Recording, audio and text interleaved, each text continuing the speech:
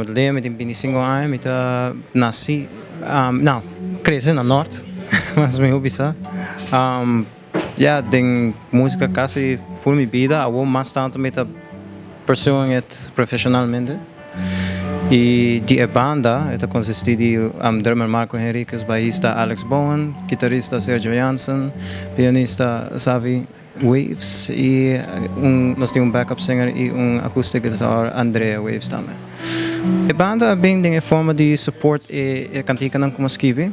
Dus minha do gosto usa a palavra aqui, pero eu usa como backing band, pero me gusta trabalhar criativamente mais com a banda e tem mais uma conexão com os membros não gosta quimicamente. Dus mas pensa melhor donei número e assim nós vai o número tá The Late Romances. Cresce hope inspirado de rock and roll music e passa under andere Bruce Springsteen, The Killers, Elvis Presley, The Beatles. Hope outro mais comigo por nombrar algum momento aqui, se não só aqui na um par de minutos. Pero é canção não diz história não que me escreve minha música tem hope tomar com história não bom ou malo e par de não me publica mais autobiograficamente escrevi de mim mesmo, pero meio do gosto de escrever de mim mesmo, é mais para escrever de coisas como do wak.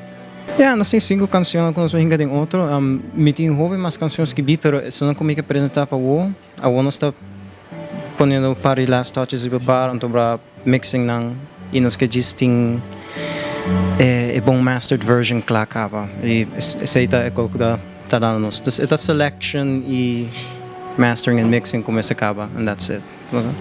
Por support me mesmo via art form aqui e vocation aqui também. Então, me toca trabalho também bastante. Trabalho piloi com minha estima no meu lugar. Tem essa dificuldade não sei, pero mas a segurança e várias outras coisas não é running para outro tempo também.